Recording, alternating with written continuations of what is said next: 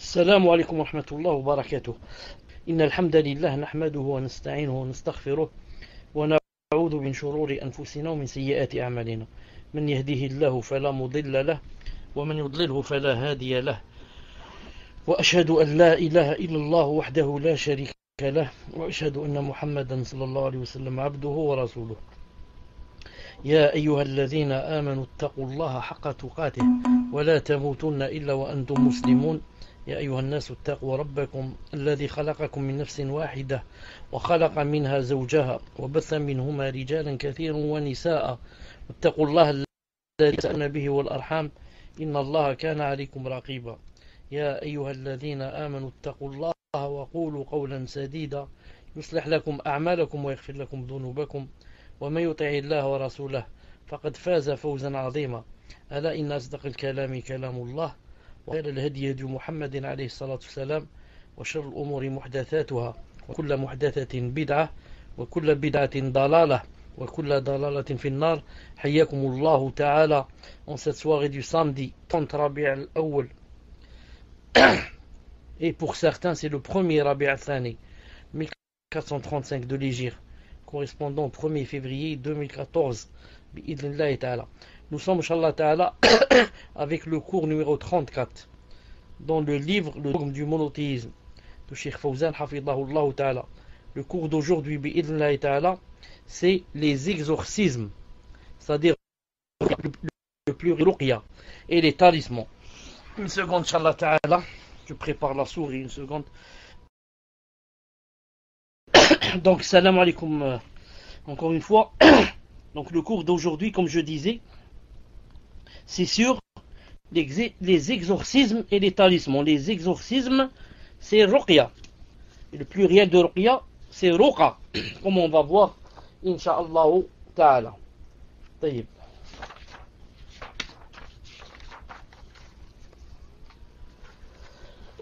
Donc, le cours d'aujourd'hui se divise en deux, comme d'après le titre. Grand A, les exorcismes, et grand B, les talismans. On va commencer donc par d'abord grand A. Si quelqu'un peut écrire le grand A, écrivez grand A, les exorcismes. Car j'ai oublié de l'écrire. Grand A, ou bien grand A si vous voulez, les exorcismes. J'attends, Inch'Allah ta'ala, que vous l'écriviez.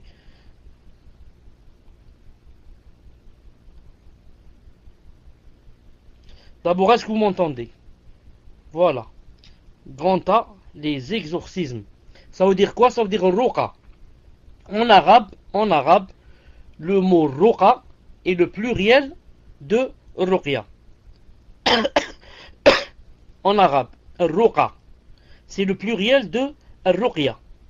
Ruqya, c'est singulier. Et le pluriel, ruqa, c'est l'invocation prononcée en vue de guérison d'une maladie quelconque, comme la fièvre ou bien la possession. Ici, dans le livre, celui qui a traduit, il a dit quoi? Au lieu de la possession, l'épilepsie.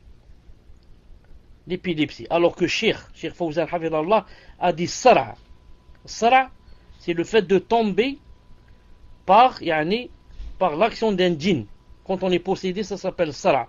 On tombe par terre et on commence à se débattre. Celui qui a traduit a dit l'épilepsie. L'épilepsie, ce n'est pas une possession. L'épilepsie, c'est une maladie jusqu'à présent incurable. On ne lui a pas trouvé de guérison. C'est pour ça que j'ai dit jusqu'à présent. Sinon, comme a dit le prophète sallallahu alayhi wa sallam, il n'y a pas une maladie qui n'a pas de remède. Il n'y a pas une maladie qui n'a pas de remède. Comme ça a dit le prophète sallallahu alayhi wa sallam. Ensuite, il a dit alimahu min alimahu wa jahilahu min jahilahu. Yani, que sache celui qui sait et ou bien ignore celui qui ignore. C'est-à-dire que toute maladie a un remède, mais seulement le remède, les médecins ou les spécialistes ne le connaissent pas, c'est tout. Sinon il existe. Al-Muhim. Cheikh Fawzan Hafidahullah dit en arabe, le muqa est le pluriel, et le pluriel de ruqya.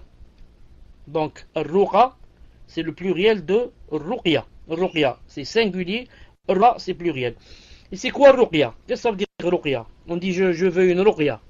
Ruqya, ça veut dire c'est l'invocation qu'on prononce de guérison d'une maladie quelconque, comme la fièvre ou la possession. Donc c'est ce qu'on lit. Ce qu'on lit, ça s'appelle ruqya. Ceci s'appelle également al-azaim, pluriel de azima, incantation. Donc, ou bien c'est ruqya, ou bien azima, pluriel azaim, ruqa. Ça s'appelle aussi incantation. Et ça se divise en deux sortes. La première sorte, c'est les ruqa, c'est-à-dire la ruqya, qui ne contient pas de shirk, qui ne contient pas d'association. Donc vous avez compris que la deuxième sorte, c'est la ruqya qui contient du shirk. Donc ce sont les deux sortes. La première sorte, c'est ruqa, c'est-à-dire les ruqya qui sont exemptes de shirk, ne contiennent pas de shirk. Donc, par exemple, le fait de réciter sur le malade des versets du Coran ou des doigts du prophète sallallahu alayhi wa sallam, ou bien de l'exorciser par les noms d'Allah Azza wa Jal et ses attributs. Ceci, ce qui est permis, car cela a été fait, recommandé et autorisé par le prophète sallallahu alayhi wa sallam. Donc, si quelqu'un est malade et on va lire sur lui des versets du Coran, ou bien on va faire des doigts en citant les noms d'Allah Azza wa Jal, ou bien par ses attributs, ceci est fait, ceci est permis, dit Cheikh Hafidahullah, car cela a été fait, recommandé et autorisé par le prophète sallallahu alayhi wa sallam. Trois choses. Cela a été fait, recommandé, autorisé par le prophète sallallahu alayhi wa sallam. D'après Aouf بن مالك رضي الله تعالى عنه قال كنا نرقي في الجاهلية فقلنا يا رسول الله كيف ترى في ذلك؟ فقال أعرضوا علي رقاكم لا بأس بالرقى ما لم تكن شركا. رواه مسلم. رضي الله تعالى عنه, il a dit nous pratiquions l'exorcisme au temps de l'ignorance, avant l'islam. Le Jahiliya, ça s'appelle le temps de l'ignorance, avant l'islam. Puis on dit, ô messager d'Allah, qu'en penses-tu? Qu'est-ce que tu penses de la ruqya qu'on fait? Il répondit, récitez-moi vos exorcismes, récitez-moi vos ruqa. Ensuite, quand il a entendu ce qu'ils disent, il a dit, il n'y a pas de contrainte, il n'y a pas de reproche, il n'y a pas de blâme aux exorcismes, aux ruqa, tant que ce n'est pas de l'association. Toute ruqya qui ne contient pas de l'association est permise. Voilà la règle du prophète sallallahu alayhi wa sallam dans ce hadith rapporté par Muslim. Donc la base de la ruqya, la base c'est quoi? C'est pas que c'est interdit jusqu'à que ça contienne une preuve que c'est permis. C'est le contraire. La ruqya, tout ce que tu dis comme dua est permis, à condition que ça ne contienne pas de shirk. À condition que ça ne contienne pas de shirk. طيب. Suyuti rahimahullah a dit, les savants sont unanimes sur le fait que les ruqya, c'est-à-dire les ruqa, les exorcismes, sont permis sous trois conditions. Donc, la ruqya est permise, juste qu'elle remplisse conditions. La première, on va la citer ici, il faut que ça soit par la parole d'Allah ou par ses noms et ses attributs. Pour que la ruqya soit permise, à part le fait, le premier, que ça ne contienne pas de shirk, comme dans le hadith qu'on vient de voir. À part cela, il faut trois conditions. Que ça soit par la parole d'Allah ou par ses noms et ses attributs. J'ajoute ici, ou alors parole du prophète sallallahu alayhi wa sallam aussi. C'est-à-dire des doigts qui véridiques dans des hadiths sahih. Donc, première condition, il faut que ça soit par la parole d'Allah, ou ses noms, ou ses attributs, ou la parole du prophète sallallahu alayhi wa sallam. Deuxième condition, qu'elle soit en arabe compréhensible.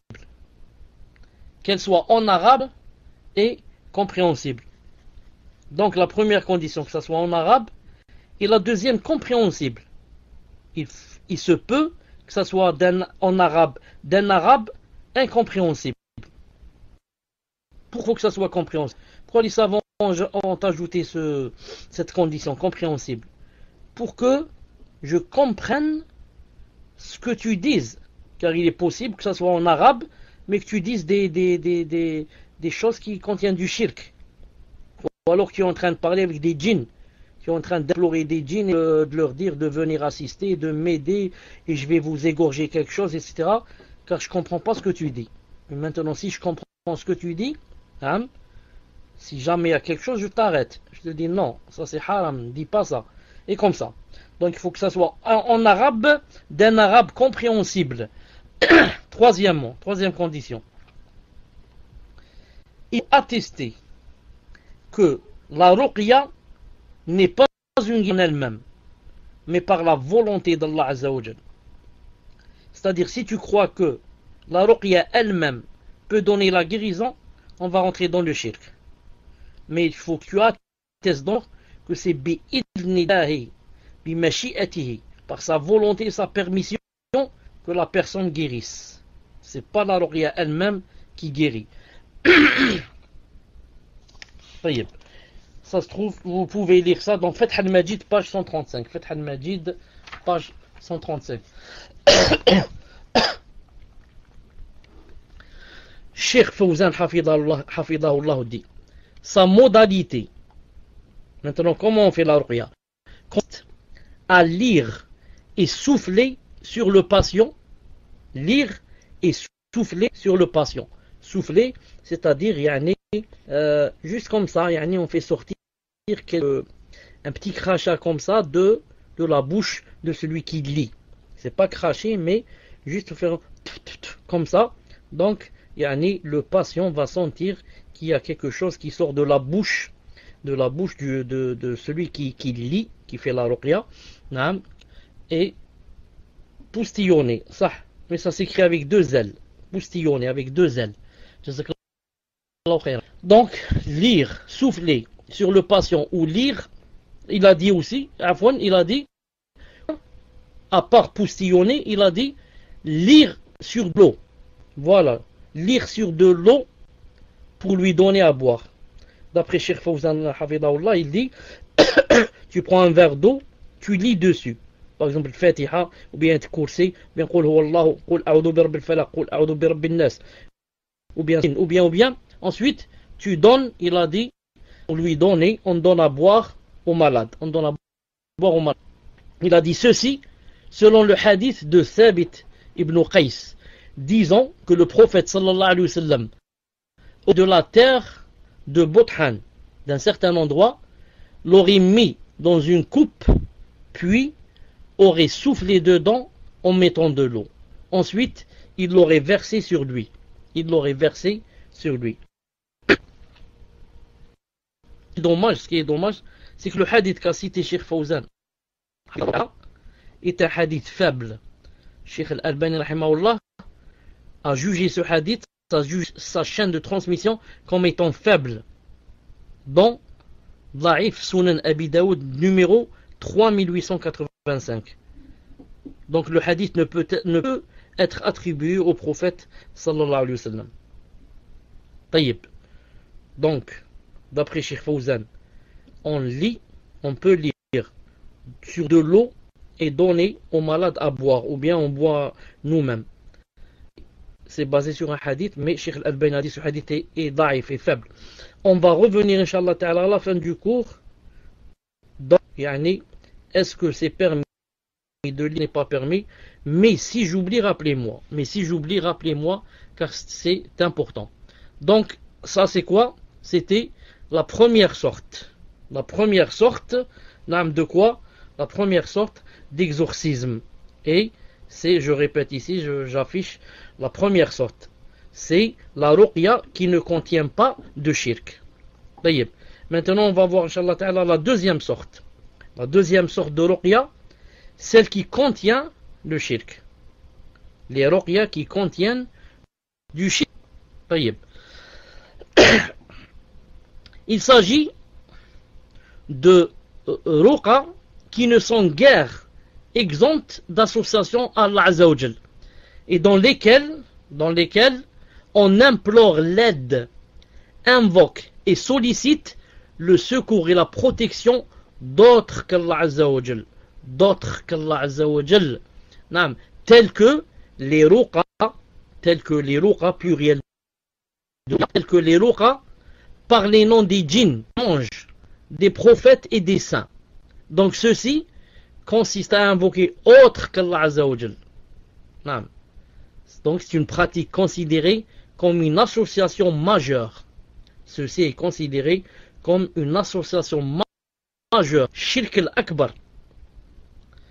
Quant à l'exorcisme, la ruqya, prononcé dans une autre langue que l'arabe, ou bien d'une manière qu'on ne comprend pas, il est strictement interdit. C'est strictement interdit. Pourquoi? Comme j'ai dit tout à l'heure, de peur que ça comporte de la mécréance, de l'association sans s'en rendre compte. Vous avez compris? Quand quelqu'un va lire avec une autre langue que l'arabe qu'on ne comprend pas, par exemple. Un chinois va faire la ruqya et il va commencer à lire en chinois. Un allemand va nous faire une ruqya et il commence à lire en quoi? En allemand. Mais on ne comprend pas ce qu'il est en train de dire. Ou bien en arabe, mais il va parler entre ses lèvres. Je ne comprends pas et je n'entends pas ce qu'il est en train de dire. Ou bien, il va parler comme ça très vite et dire des mots que je ne comprends pas en arabe. Moi je connais l'arabe, mais je ne suis pas en train de comprendre ce qu'il est en train de dire. Ici des phrases, c'est pas que si jamais sur ce qu'écrivent les sorciers, vous allez trouver qu'ils écrivent en arabe. La plupart écrivent en arabe, mais ils écrivent des phrases que vous ne comprenez pas. Des mots comme ça, Allah, ensuite des mots comme ça, pachacho, cha-cha-cha. Et qu'est-ce qu'ils ont dit? Pour nous, on ne comprend pas. Pour eux, c'est compris. Ils sont en train de dire des mots que les djinns aiment. Des shirks, des associations que les djinns aiment qu'on dise, et ce sont des implorations, des invocations des djinns, etc. Ça, il a dit, c'est strictement interdit. Ça peut comporter de la mécréance de l'association sans qu'on se rende compte. Tout ça, c'est quoi? Tout ça, c'est grand tas. Car on avait dit que le cours, c'était quoi? On reprend. On avait dit que le cours, si vous vous rappelez, on avait dit ça se divise en deux. On avait dit, il y a quoi? Les exorcismes ruqa et les talismans. Tout à l'heure, Fawzi avait écrit grand A, les exorcismes. Maintenant, on va à grand B, c'est-à-dire les talismans. Grand B, les talismans ou amulettes. Ça s'appelle aussi amulettes.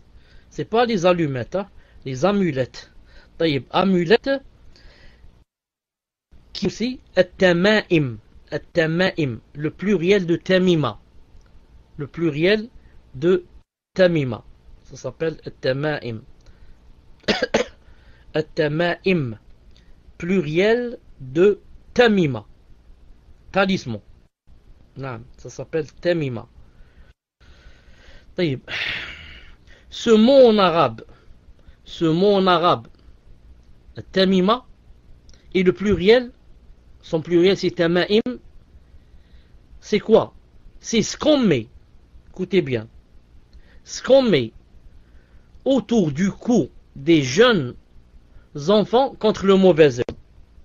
Ce qu'on met autour du cou des jeunes enfants, pas spécialement des jeunes enfants, il y a même des personnes âgées qui le mettent. Ce qu'on met autour du cou, il peut aussi être porté par les hommes et les femmes. Et il en est de deux sortes.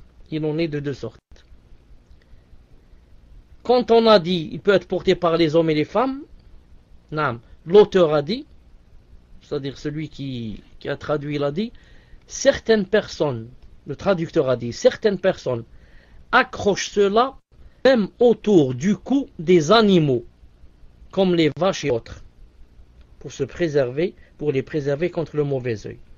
Donc certains accrochent cela pas seulement aux enfants, ni aux grandes personnes, mais aussi aux animaux, pour les préserver du mauvais œil.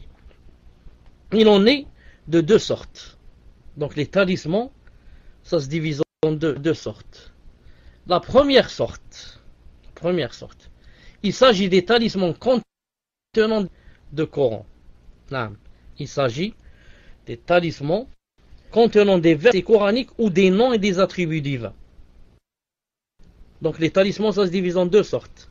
La première sorte, ce sont les amulettes et les talismans et tama'im contenant des versets coraniques ou des noms et des attributs divins.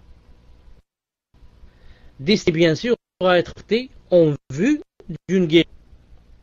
Au sujet de ce genre de talisman et les noms d'Allah Azza wa Jal, et les attributs, au sujet de ce genre, les savants sont de deux avis différents. Le premier avis, qu'est-ce qu'il dit? Il dit c'est autorisé. C'est autorisé d'accrocher autour du cou des lettres. Si ça contient quoi? Des versets coraniques ou bien des noms et des attributs d'Allah Azza wa Jal. Cet avis qui dit que c'est autorisé a été adopté par Abdullah ibn As. Et c'est ce qui apparaît de ce qui a été rapporté par Aïcha, mère, qu'Allah l'a agréé. Il a été également adopté par Abu Ja'far al-Baqir et Ahmed ibn Hanbal dans une version. Quand interdisant le port des talismans, ils l'ont interprété disant ceux qui contiennent de l'association. Non, car il a interdit cela. Sinon, le hadith parle de celui qui est talisman qui contiennent de l'association, qui contiennent du shirk. Donc je récapitule, c'est le premier avis. Le premier avis qui dit c'est permis de mettre autour du cou, par exemple, une amulette, tamima, à condition quoi? Du Coran, ou bien les noms d'Allah, ou bien les attributs, ou bien des ad'iyas du prophète sallallahu alayhi wa sallam. Le deuxième avis va vers l'interdiction. C'est totalement interdit de porter quelque chose autour du cou. Cet avis était par Abdullah ibn Mas'ud et Abdullah ibn Abbas radiyallahu ta'ala anhuma. Et c'est ce qui apparaît de la parole de Hudayfa et Uqba ibn Amr ibn Hakim. Il est également, certains disent ibn Hakim, il est également soutenu par un groupe de disciples des tabi'in, tels que les compagnons d'Ibn Mas'ud, ainsi que par Ahmed radiyallahu ta'ala anhu, selon une autre verset adoptée par beaucoup de ses adeptes et confirmée par les dernières générations parmi ses adeptes. En effet, ceux qui ont interdit cela, le fait d'accrocher une tamima sur le cou, autour du cou, se sont basés sur le hadith apporté par Abdullah ibn Mas'ud radiyallahu ta'ala anhu, où le prophète alayhi salam a dit Inna al-ruqa wa al-tama'ima wa al-tiwala shirk. Inna al-ruqa wa al-tama'im wa al-tiwala shirk. Certes, les exorcismes, ruqa, les talismans, là, sont de Allah Azza wa Jal. Voir silsila sahih 2972. Voir silsila sahih de Sheikh Al-Albani 2972. Donc il a dit quoi? Que ruqa, pluriel de ruqya, les tama'im, ce qu'on vient de voir maintenant, les amulettes, ou tiwala, les trois sont du shirk. Les trois sont du shirk. Tiwala, pour ceux qui ne savent pas ce que c'est, tiwala c'est quoi? Il a dit les exorcismes, les talismans et tiwala sont de shirk. C'est quoi tiwala? Tiwala est un objet fabriqué dont certains prétendent qu'il fait que la femme soit aimée par son époux ou vice versa. Tiwala, quelque chose qu'on accroche, par exemple autour du cou, spécialement dans le but que quoi? Za'ma. Si j'accroche cette chose autour du cou, mon époux ou mon épouse va m'aimer, et si c'est elle qui met la tiwala, ça veut dire que son époux va l'aimer. Cet avis qui dit que ce n'est pas d'accrocher des amulettes autour du cou, d'après Cheikh Fawzan Hafidallah, c'est l'avis le plus correct. Il a dit c'est l'avis le plus correct, le plus fort. Il a cité trois causes pour cela. La première cause, il a dit, car l'interdiction comprise dans le hadith ci-dessus, générale et sans exception. Il a dit l'interdiction citée dans le hadith plus haut, est quoi? Est générale. Et général. C'est quoi le hadith plus haut? Quand il a dit, l'exorcisme, les talismans et les tiwa sont du shirk. Il a cité les talismans. Les talismans, c'est tout ce qu'on accroche autour du cou. Il a dit c'est du shirk. Il n'a pas dit sauf si ça contient du Coran ou autre chose. Comme ça dit Cheikh Fawzan, il a dit le hadith est général. Il a cité les talismans. Et les talismans, c'est tout ce qu'on accroche autour du cou. Et le prophète sallallahu alayhi wa sallam n'a pas dit, sauf si ça contient du Coran, du hadith ou les noms d'Allah ou les attributs. Il a dit les talismans, c'est du shirk. Donc ça c'est quoi? C'est la première raison pour laquelle Cheikh Fawzan dit c'est interdit d'accrocher quelque chose autour du cou. La deuxième raison, il a dit cela fait obstacle à tout autre prétexte conduisant à porter ce qui est interdit. Qu'est-ce que ça veut dire? Ça veut dire si on prend de l'avis qui c'est du Coran, le premier avis comme ça, dit permis d'accrocher quelque chose si ça contient du Coran ou bien les noms divins ou bien les attributs. Il a dit, donc maintenant si on va prendre donc d'autres, qu'est-ce qu'ils vont faire? Ils vont accrocher d'autres choses, écrire des choses qui contiennent des implorations du djinn ou je sais pas quoi, et les mettre au-dessus dans le cou, et toi tu ne peux pas vérifier. Tu ne peux pas dire à chaque personne qu'est-ce que tu as mis dans le cou, parce que la feuille là qu'on va mettre, on va la mettre enveloppée par du cuir, etc. pour que ça se gâche pas. Tu ne vas pas dire à chaque dis-moi ce que tu as autour du cou, je vais vérifier si ça contient les noms d'Allah et le Coran ou ça contient autre chose. Tu peux pas. Maintenant donc si tu prends de l'avis qui dit c'est interdit, personne ne va mettre quelque chose autour du cou. Ni haram ni halal. Mais par contre, si tu dis c'est permis de mettre les noms d'Allah autour du cou, de les accrocher, il y en a d'autres qui vont mettre pas du shirk, etc. Et tu ne peux pas t'interdire parce que tu ne peux pas vérifier. Il a dit on leur ferme la porte. On leur ferme la porte. C'est la deuxième cause. La troisième cause. Car quand on accroche quelque chose contenant des versets du Coran, cela a le profaner, comme lorsqu'on fait ses besoins, etc. Maintenant, si tu dis que c'est permis d'accrocher autour de quelque chose qui contient du Coran, ou les noms divins, on les attribue, cela mène à quoi? Cela mène à profaner ce que tu as sur le cou. Donc, ça amène à profaner le Coran et les versets, parce que tu vas rentrer avec dans les toilettes. Chaque fois dans les toilettes, tu vas enlever la chaîne que tu as autour. Des fois c'est difficile d'enlever. Dans plusieurs cas tu oublies. Ensuite, tu fais des choses intimes avec ton époux ou ton épouse. Et des fois quand tu es seul, tu te trouves nu et comme ça, donc tu seras obligé de profaner les noms d'Allah et le Coran qui sont autour de ton cou. Il a dit pour ces trois raisons, l'avis le plus sûr, le plus fort, c'est de dire c'est interdit d'accrocher quelque chose autour du cou, même si ça contient du Coran et autre chose. Coran et autre chose. Tout cela, si vous vous rappelez, c'est quoi? C'est la première sorte. C'est la première sorte. Car on avait dit qu'il y avait deux sortes. La première sorte, c'est les talismans contenant des versets coraniques ou des noms et des attributs d'Allah. Maintenant, c'est quoi là? Et on a dit que l'avis le plus fort, c'était interdit d'accrocher ça autour du cou. Maintenant, c'est quoi la deuxième sorte? On va voir la deuxième sorte. La deuxième sorte, c'est des talismans contenant autre chose que le Coran, tel un collier, des coquillages, des fils, des sandales, des clous, des démons et de djinns et d'incantations. Vous avez remarqué beaucoup de gens qui mettent autour du cou des talismans, si au moins ça contenait des attributs.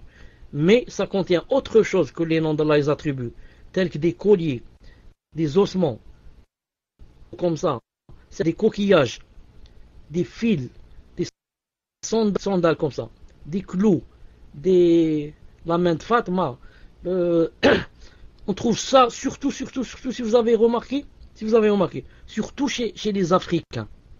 Non. Beaucoup, yani, autour du cou, là autour de la main, ou bien autour des ossements et des coquillages et des trucs comme ça, qui croient que ça porte bonheur ou bien ça enlève le mauvais œil. Donc ça c'est la deuxième sorte. Cheikh Hafidallah dit, il s'agit d'objets. Il a dit, il s'agit d'objets portés par certains individus, mais contenant autre chose que le Coran, tel qu'un collier, des ossements, des coquillages, des fils, des sandales, des clous, des noms de démons et de djinns. Ceci est strictement interdit. Et c'est de l'association à Allah Azzawajal, du fait que de telles pratiques reposent sur autre chose qu'Allah Azzawajal, ou ses noms, ou ses attributs, ou ses versets. D'ailleurs, il a été rapporté par un hadith que le prophète sallallahu alayhi wa sallam a dit: Man ta'allaqa shay'an wukila ilayh. Quiconque s'accroche à un objet sera confié à lui. Regardez, Rayat Aram de Sheikh Al-Albani rahimahullah, hadith numéro 297. Il a dit hadith authentique. Quiconque s'accroche à un objet sera confié à lui. Donc, un objet, même si cet objet contient des versets ou je ne sais pas quoi, il a dit quiconque s'accroche à un objet autour de son pied, autour de sa main, autour de ses hanches, quiconque s'accroche avec le but que c'est ceci ou cela, il va être à lui. Qu'est-ce que ça veut dire va être confié à lui? Cheikh Fawzan te répond, Hafidallah, il a dit, c'est-à-dire qu'Allah Ta'ala confiera la personne à ce qu'elle s'est accrochée. Confiera la personne à ce qu'elle s'est accrochée au lieu qu'elle soit confiée à Allah Ta'ala, à son aide et à son secours. Ainsi, c'est ce que je disais, moi je l'ai dit, maintenant Cheikh Fawzan dit, ainsi, celui qui s'accroche cherche refuge auprès de lui et renvoie son, Allah Ta'ala s'en chargera, lui rapprochera tout ce qui est loin, de lui et lui facilitera tout ce qui est difficile.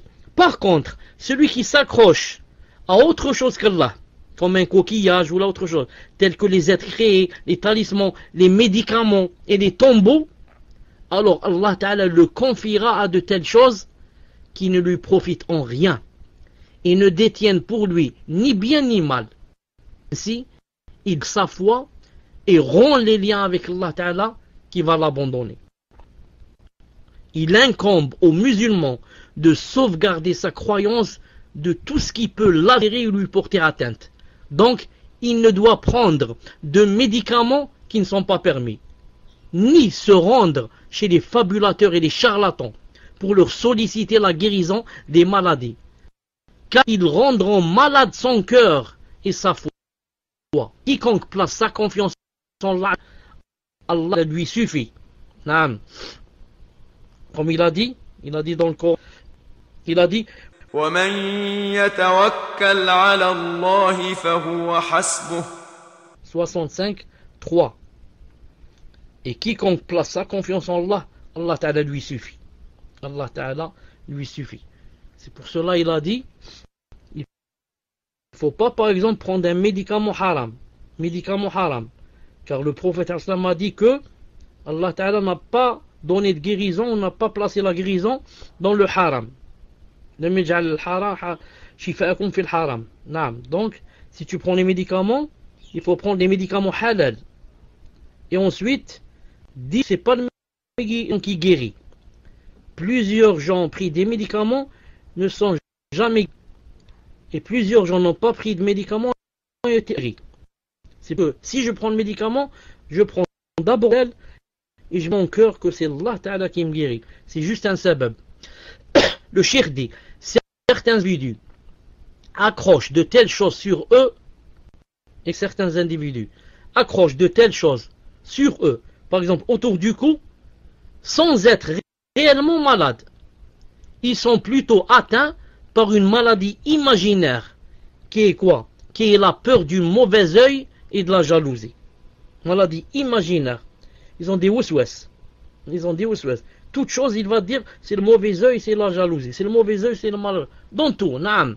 Ainsi, il se peut qu'ils soient dans leur voiture, sur leur monture, à la porte de leur maison ou de leur magasin. Mais tout cela n'exprime qu'une faible foi et une confiance fragile en Azza wa Jal. Telle est la véritable maladie qu'il faut corriger, qu'il faut en apprendre, et la croyance correcte bi'idnillahi ta'ala. Naam. Fin du cours. Allahumma bihamdik, ashhadu an la ilaha illa ant, astaghfiruka wa atubu ilayk. Assalamu alaikum wa rahmatullahi wa barakatuh.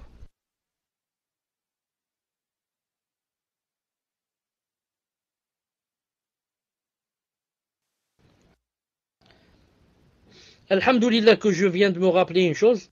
Alhamdulillah que il ne faut pas se baser beaucoup sur, comme je vous disais maintenant, naam, car je vous disais qu'il fallait me rappeler en ce qui concerne le fait de boire de l'eau pour faire la ruqya. Naam. Tout un alhamdulillah. Malik, alhamdulillah. Jazakallahu khairan pour ta niya. Je disais,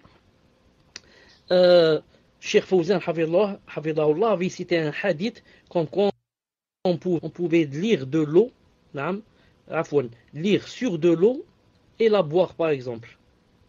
Ou alors se laver avec, même s'il n'a pas cité lui se laver avec.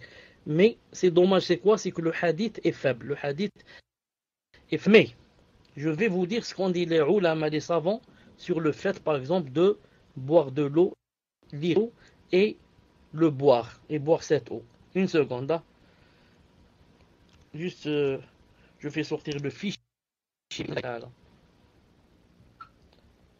Une seconde. Yep.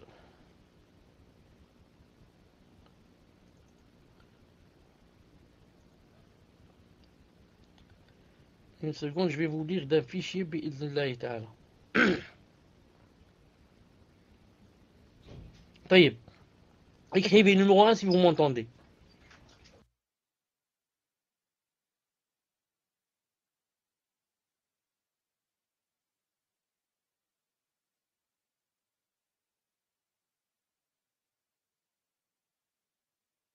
Donc, il faut que vous sachiez que les savants ont divergé sur le fait, est-ce que c'est permis, est-ce que ça se fait, le fait de lire sur de l'eau et de boire, par exemple, ou bien, ça se fait permis.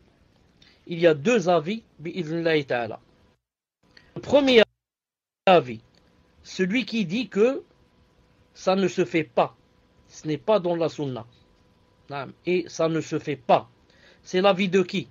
C'est l'avis de Cheikh Al-Albani rahimahullah et l'avis de Cheikh Rabi' hafidahullah.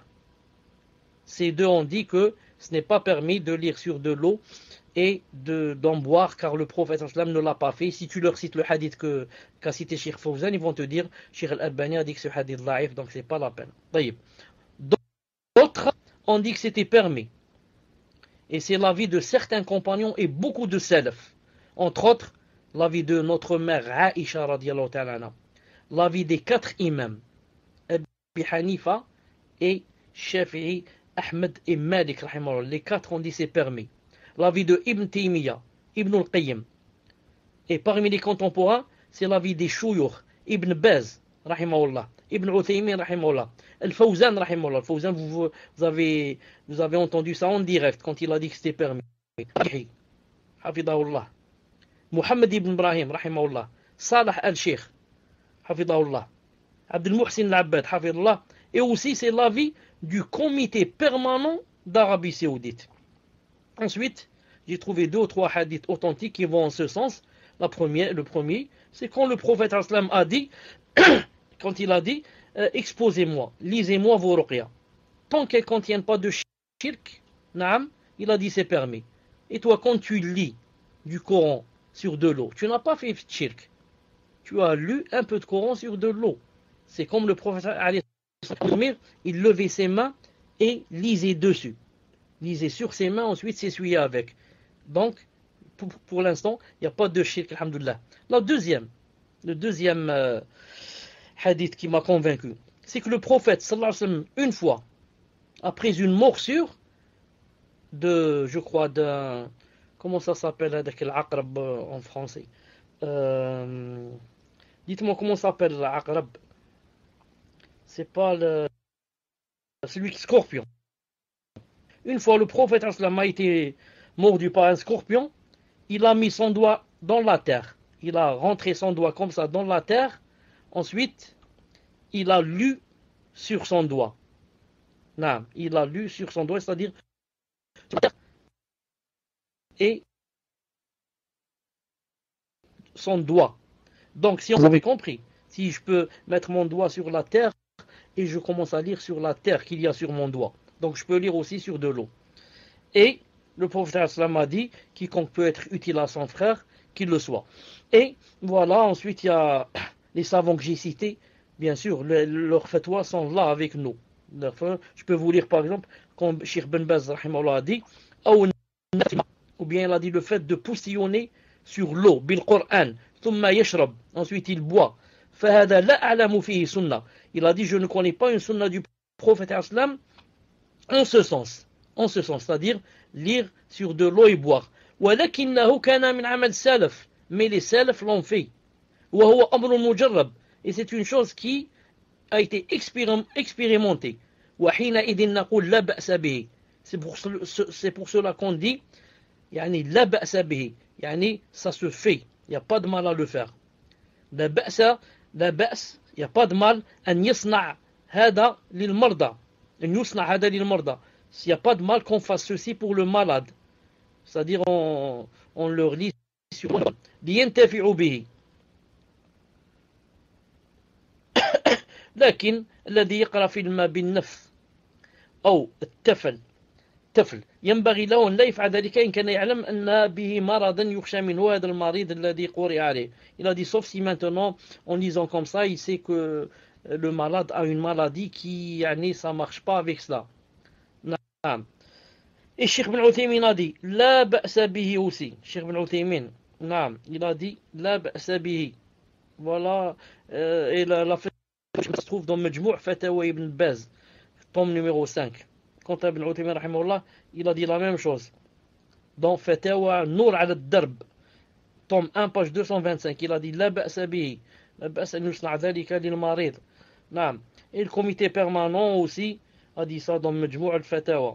Il a dit La mani', il n'y a pas de mal, min al qira'a minhu lil istishfa bi ghayrihi min miyah. Naam, il a dit il n'y a pas de mal. Et Cheikh Fawzan, il a dit ici, Rajihi, dans un lien que j'ai devant moi, et Mohsin Al-Abbad aussi a dit qu'il y a ça de Aïcha radiallahu ta'ala anha, et il a dit qu'elle ne voyait pas de mal à ce qu'on lisait sur de l'eau. Ensuite, on donne au malade de boire, ou bien on verse sur le malade. Lorsqu'il a expliqué Sharh Sunan Abi Daoud, dans son livre Sharh Sunan Abi Daoud, et aussi Salah al-Sheikh rahimahullah ta'ala hafidahullah ta'ala. Voilà, subhanak Allahumma bihamdik, ashhadu an la ilaha illa anta, astaghfiruka wa atubu ilayk. Assalamu alaykum wa rahmatullahi wa barakatuh.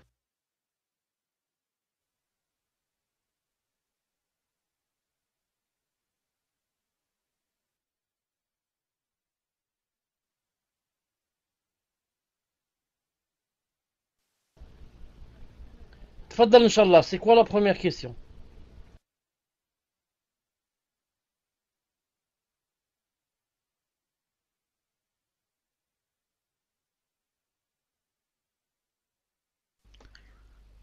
Assalamu alaikum wa rahmatullahi wa barakatuh. Le son n'est pas trop fort, Inch'Allah.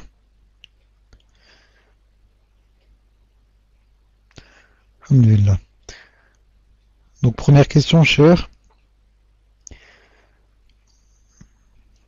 Qu'Allah vous préserve. Il y a dans notre ville une personne qui, au moins dans le passé, a écrit des talismans avec des écritures incompréhensibles, etc. L'un de ses enfants m'a dit qu'il aurait arrêté ces pratiques pour le moins bizarres, mais que par la suite, il y a eu des témoignages affirmant qu'il demandait le nom de la mère. Donc là, Allahu Alam, j'ai compris que dès lors où une personne se présentait à cette personne, il demandait le nom de la mère et qu'il tournait autour des personnes avec un œuf, etc. Ma question est donc, peut-on prier derrière cette personne, sachant qu'elle s'avance pour faire imam? Jazakumullah khayran cheikh. Donc concernant cette question et les questions en général, min fadlikum, on vous a déjà demandé lorsque vous rédigez une question de vous relire, Inch'Allah, de vous relire et de bien vérifier si les phrases ont du sens. Barakallahu fikum. Tfadal cheikh.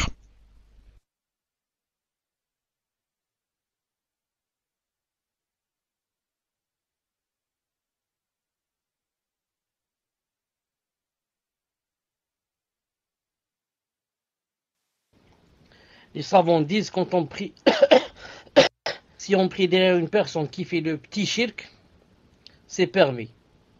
Et encore, s'il y a mieux que lui, on ne prie pas derrière lui. Mais si on prie derrière une personne qui fait le grand shirk, c'est pas permis. Non, donc il faut être sûr, est-ce que la personne maintenant fait le grand shirk ou bien fait le petit shirk. Dans tous les cas, s'il y a une deuxième mosquée, il vaut mieux aller à la deuxième mosquée où il n'y a pas ce genre de personnes, bi'idnillahi ta'ala. Non.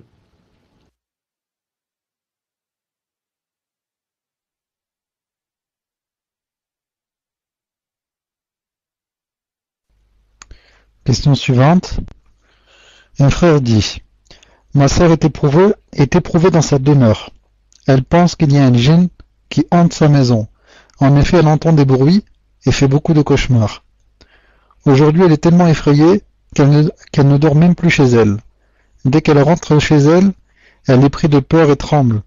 Nous ne savons pas comment faire pour régler son problème. Nous soupçonnons qu'elle est victime de sihr. Elle vit seule avec son enfant. Peut-on faire une ruqya de son appartement ou est-ce juste de la peur? Est-ce une peur autorisée? Barakallahu fikum. Tfadal cheikh. Si c'est possible, Inch'Allah ta'ala, de relire la question, c'est-à-dire la question seulement, pas le cas. Le cas, je l'ai compris. La question, qu'est-ce qu'elle a dit? Peut-on faire? Tfadal. Naam, sur la question, peut-on faire une ruqya de son appartement ou est-ce juste de la peur? Et est-ce une peur autorisée? Tfadal cheikh.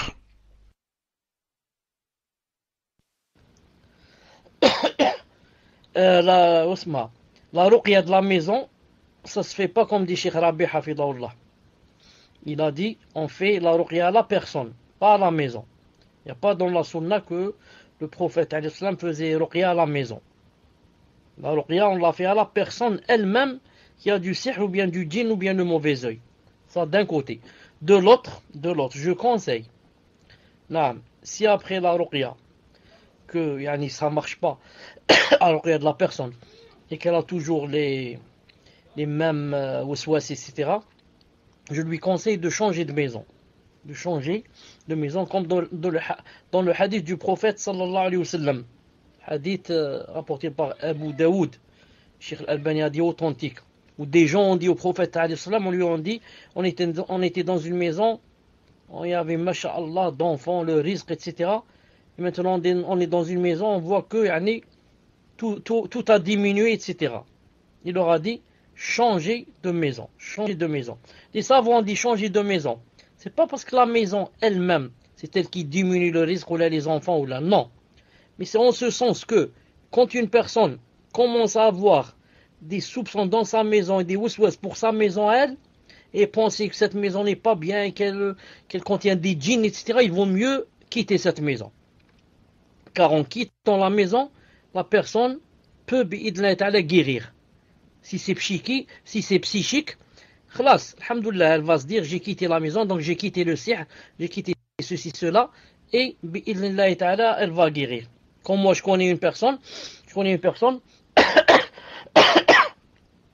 quand elle a senti vraiment du mal dans son ventre, vraiment du mal, on est allé, c'était grave, on l'a opéré, on l'a ouvert son ventre, on a trouvé, Allah subhanahu wa ta'ala l'afiyya, que le cancer avait quoi?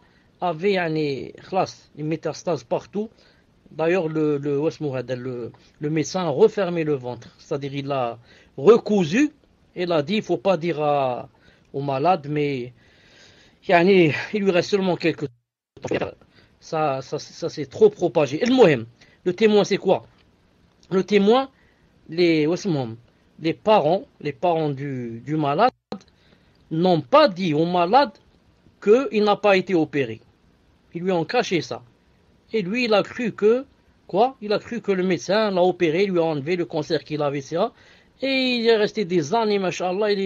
Après qu'il restait toujours dans la maison, il a commencé à sortir, il a commencé à retravailler, aller au travail, aller avec sa femme et ses enfants en voiture, aller je ne sais où, à la plage, je ne sais où. Al-Muhim. Pourquoi? Parce qu'il s'est mis dans la tête que le médecin lui a enlevé la maladie, lui a enlevé le problème. C'est comme ça que je conseille à cette sœur de changer de maison si après la ruqya ça ne donne rien. Wallahu ta'ala alam. Tfaddal.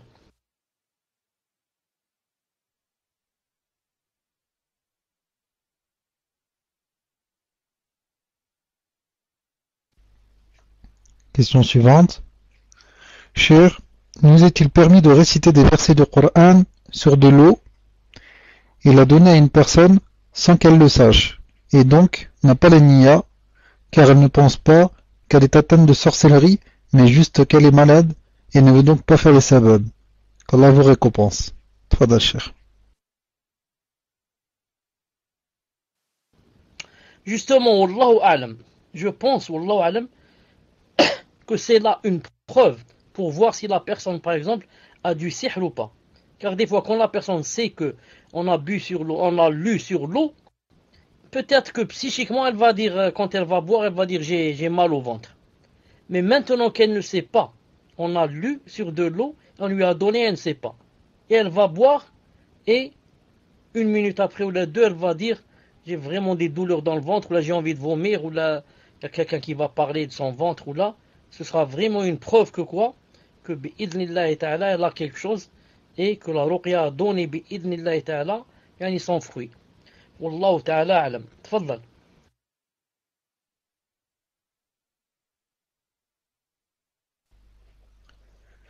Question suivante.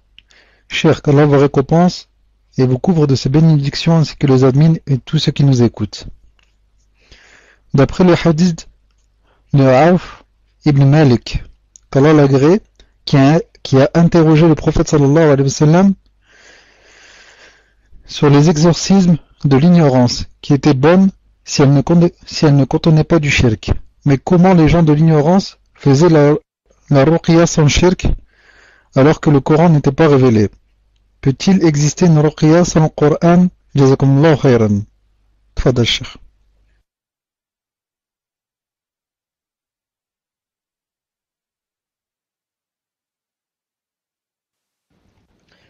طيب, une seconde, je cherche le hadith. Une seconde.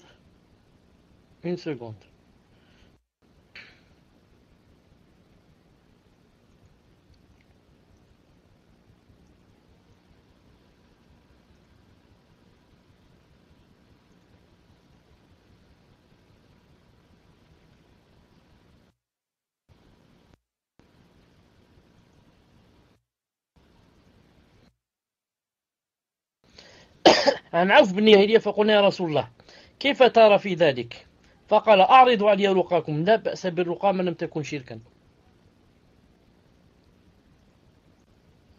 D'après Ibn Malik radiyallahu ta'ala, nous pratiquons la ruqya au temps de l'ignorance. Puis au messager d'Allah, qu'en penses-tu? Il répondit, récitez-moi vos exorcismes. Nul reproche, nul blâme à la ruqya si elle ne contient pas de l'association. On peut être dans la jahiliya, c'est-à-dire avant que ne vienne l'islam, et qu'on ne dise pas quelque chose qui fasse la ruqya. Comme s'il dit par exemple, Ya Allah par exemple, Ya Allah par exemple, soignez-le, guérissez-le. Ya Allah aidez-nous. Ya Allah ceci. Car même les kuffars, comme vous savez, si on leur demandait qui a créé les cieux et la terre, ils disent Allah subhanahu wa ta'ala. Seulement, beaucoup d'entre eux prenaient quoi? Prenaient des intermédiaires. Mais un kafir, même quand il tombait dans le problème ou là, il demandait directement à Allah, comme dans le Coran. Dans le Coran, que les gens, quand ils montent dans la barque, et que c'est vraiment le moment de se noyer, il commence à implorer Allah subhanahu wa ta'ala. Donc le prophète sallallahu alayhi wa sallam écoutait d'eux, et là où il n'y avait pas de shirk, il dit c'est permis. Quand tu demandes à Allah ta'ala de t'aider, de te soigner, de te faciliter, de t'ouvrir ses portes, et comme ça. Wallahu ta'ala.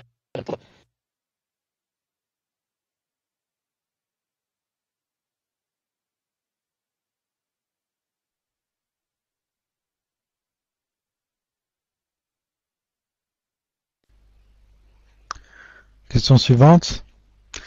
Cher Barakallahu Fekum. Doit-on se faire la ruqya shar'iyya soi-même de façon régulière, comme moyen de prévention par exemple contre les maux, maladies, mauvais œil, sihr, djinn, etc. Tfadal Cheikh.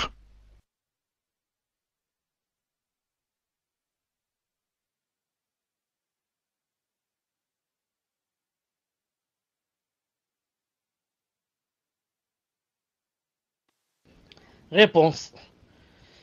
Al-Ruqa, c'est le pluriel de Ruqya. C'est quoi une Ruqya? C'est l'invocation prononcée en vue de guérison d'une maladie quelconque comme la fièvre ou la possession. Et c'est aussi ce qu'on prononce en vue que pour qu'on ne soit pas atteint de quelque chose. Donc vous et nous, toutes les doigts qu'on fait, comme Adkar Sabah et les invocations du soir, sont des Ruqya. Naam. Toi, quand tu t'assois, tu dis Asbahna wa asbah al-mulku lillah wa alhamdulillah, Rabbi nas'aluka khayra ma fihi al-yawm khayra ma ba'dah. Et comme ça, tu es en train de faire une ruqya.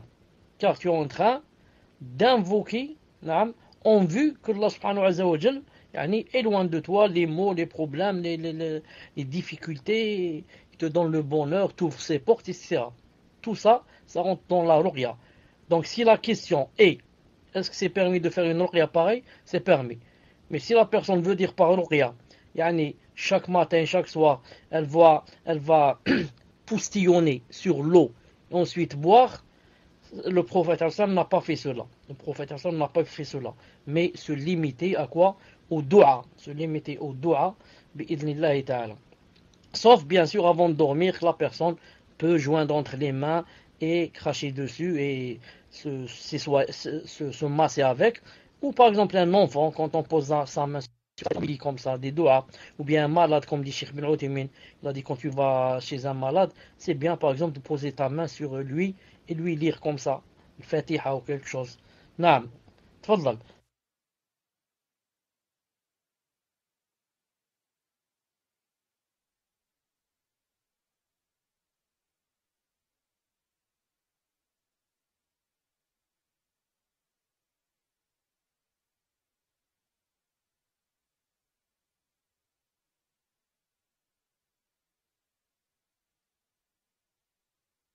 Est-ce que vous êtes avec moi?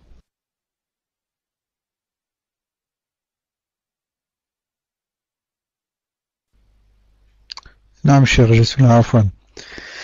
Question d'un frère.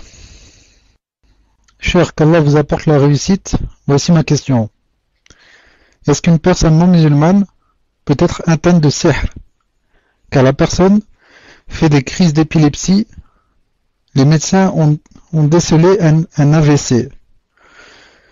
Et la personne se trompe, Allahu alam, puisqu'elle met AVC, attaque vasculaire cardiaque, c'est Axim. Et elle dit, si une personne a déjà demandé qu'on lui fasse la ruqya, peut-elle, après avoir fait tawba, espérer rentrer au paradis sans jugement ni châtiment? Barakallahu fekum. Tfadal Cheikh.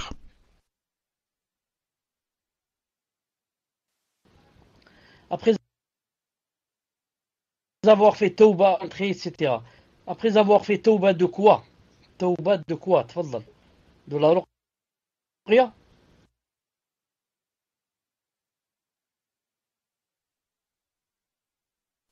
Ah, Michel, je pense qu'il parle du hadith concernant les personnes qui ne demanderont pas qu'on leur fasse ruqya.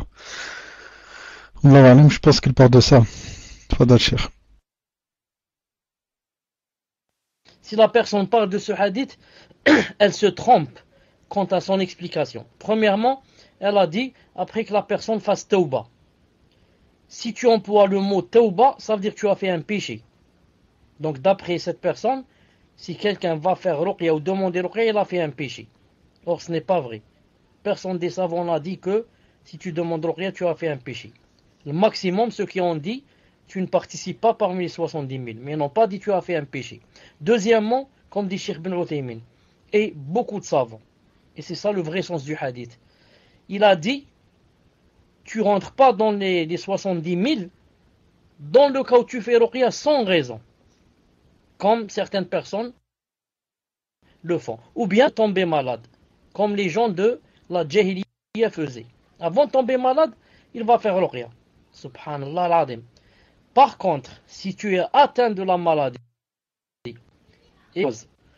et tu es toi-même et ça n'a rien donné, Cheikh Ibn Uthaymin dit, dans ce cas, Inch'Allah Ta'ala, il n'y a pas de mal à faire ruqya bi'idhnillahi Ta'ala. Naam. Tfadlal.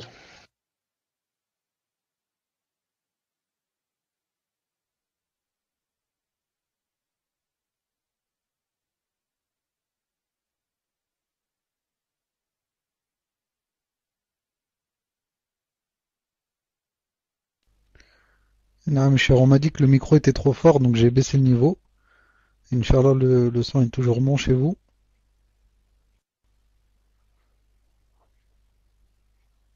Alhamdulillah. Donc, question suivante. Qu'Allah vous récompense pour cette science que vous nous transmettez. Ma question est, comment faire la ruqya aux bébés et enfants? Comme par exemple, les du'a avant de dormir, doit-on passer leurs mains, doit-on doit-on leur passer les mains sur le corps comme nous faisons pour nous-mêmes? Barakallahu fekum. Tfadal Cheikh.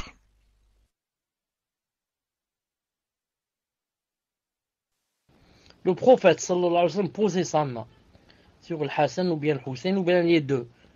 Et les deux. Et yani, leur faisait des doigts. Leur faisait des doigts. Toi aussi, quand tu poses main par exemple sur le bébé, sur sa tête par exemple, sur son ventre là où il est mal ou là, et tu fais des doigts, c'est permis bi'idhnillahi subhanahu wa ta'ala. Naam. Tfadal.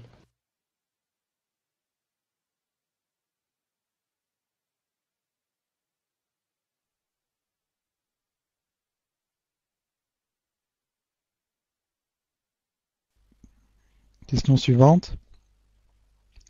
Qu'Allah vous couvre de sa miséricorde. Qu'Allah vous récompense ainsi que les admine pour leur travail. Est-il autorisé de lire des versets dans de l'eau mélangée à des feuilles de cidre, habba saouda ou autre? Barakallahu fekum. Tfadal Cheikh. Si d'après l'avis qu'on a cité de la plupart des savants, que c'était permis de boire sur de l'eau, par prédominance, c'est permis sur de l'eau avec du cidre, car c'est encore mieux. Vous avez compris?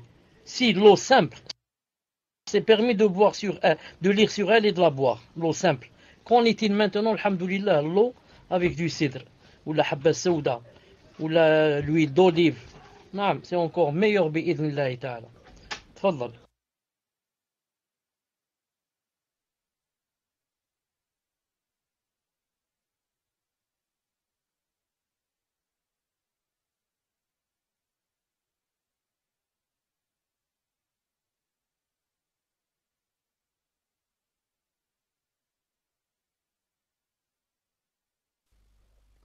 Question suivante. Hayakumullah Cheikh. Est-ce que l'ange d'Ibril, alayhi salam, descend toujours sur terre, comme évoqué dans la sourate Al-Qadr, ou alors il ne descend plus depuis la révélation? Tfadal Cheikh.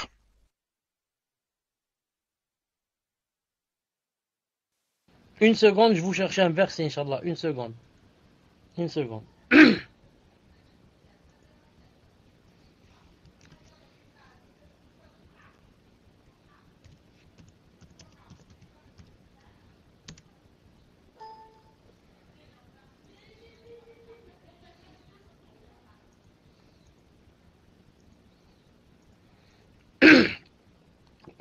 Nous ne descendons que sur ton Seigneur. Le prophète sallallahu alayhi wa sallam a rencontré une fois Jibril et lui a dit, ça fait longtemps que je t'ai pas vu. Allah Ta'ala fait descendre ce verset pour expliquer nous ne descendons que sur ordre de ton Seigneur. Jibril alayhi salam, ni lui ni aucun autre ange ne descend s'il n'y a pas de raison et il n'y a pas de permission d'Allah subhanahu wa ta'ala. Vous avez compris? Donc maintenant, Jibril alayhi salam, je crois que sa fonction se limitait à, bien sûr, donner la révélation au prophète sallallahu alayhi wa sallam. Donc question de révélation, maintenant il ne descend plus à cause d'elle. Est-ce qu'il descend à cause d'autre chose? Allahu ta'ala alam. Parce que des fois, Jibril alayhi salam lui-même est envoyé des fois pour faire des choses comme renverser une ville, comme faire tomber des choses, etc. Ça, Allahu ta'ala alam. Naam. Tfaddal.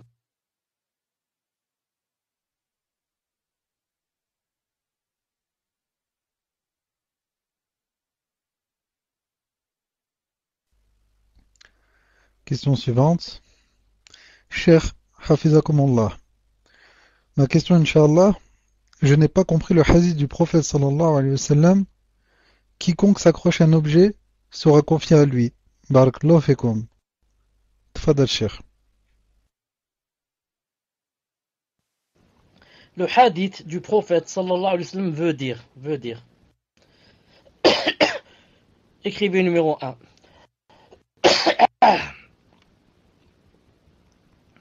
Alhamdulillah. Veut dire, quand un problème par exemple, ou traverser une épreuve, ou une difficulté, qu'est-ce qu'elle doit faire? Elle doit revenir à Allah subhanahu wa ta'ala.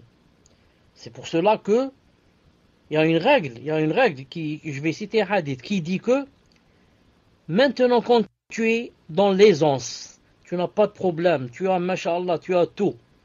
C'est maintenant que tu dois connaître Allah Ta'ala davantage. Pourquoi? Pour que le jour où tu sois dans la difficulté, tu le trouveras Allah subhanahu wa ta'ala comme secoureur. Comme a dit le prophète, il a dit Yahfadillah yahfadka. Yahfadillah tajidu tujak. Préserve Allah, c'est-à-dire préserve sa charia. Tu le trouveras en face de toi. Préserve Allah, tu le trouveras. Tu le trouveras, ça veut dire comme secoureur. El-Mouhem. Maintenant, certains gens, quand ils sont dans la difficulté, au lieu de revenir vers Allah subhanahu wa ta'ala et de lui demander de l'aide, ils vont accrocher quelque chose. Celui-là, il va accrocher la main de Fatma. L'autre, il va accrocher, par exemple, un coquillage. L'autre, il va mettre quelque chose autour de son bras. Ou il va mettre quelque chose à l'intérieur. Alors, le hadith te dit, si tu accroches quelque chose, au lieu de revenir vers Allah subhanahu wa ta'ala, Allah ta'ala va te confier à cette chose.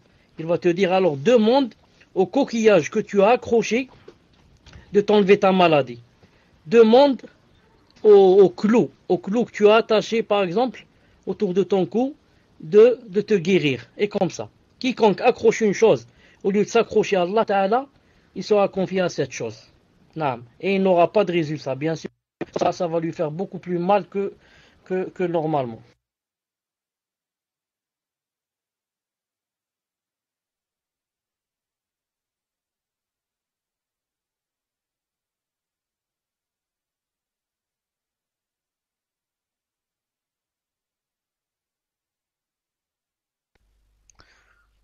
Mon cher, je pense que vous aviez fini de répondre. Vous me confirmez, Inch'Allah. Et je m'adresse aux personnes qui lèvent la main sur le salon bis. Et certaines personnes, malheureusement, vous a ouvert le PV et depuis tout à l'heure, il attend que vous lui donniez la question et malheureusement, vous ne lui répondez pas. Et vous nous faites perdre du temps car le nombre de PV ouverts est limité. Le nombre de PV ouverts est limité. Question suivante, cher. Cher, non, celle-là, je l'ai déjà lue. Qu'Allah vous récompense, cher. Lorsque j'étais petite, j'ai souvent été atteinte de mauvais œil. Ces derniers mois, j'ai eu beaucoup de difficultés dans ma vie et j'ai souvent envie de quitter cette vie et mourir. Je ne sais pas ce qu'il m'arrive, que puis-je faire? Mustaan, tfadal cher.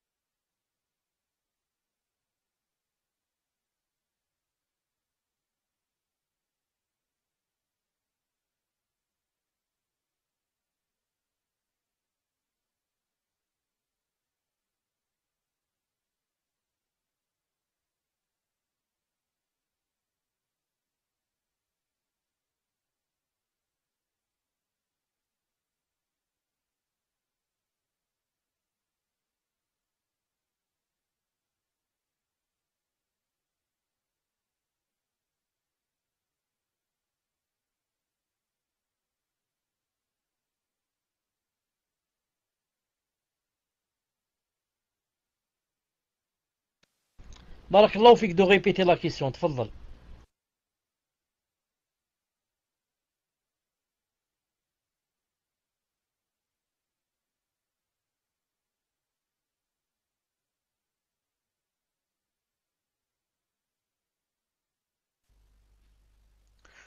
Avec Mbaraka, cher, donc je vous répète, qu'Allah vous récompense, cher. Donc c'est la question d'une sœur, qui dit: lorsque j'étais petite, j'ai souvent été atteinte de mauvais œil. Ces derniers mois, j'ai eu beaucoup de difficultés dans ma vie, et j'ai souvent envie de quitter cette vie et mourir. Je ne sais pas ce qu'il m'arrive, que puis-je faire? Tfadal, cher.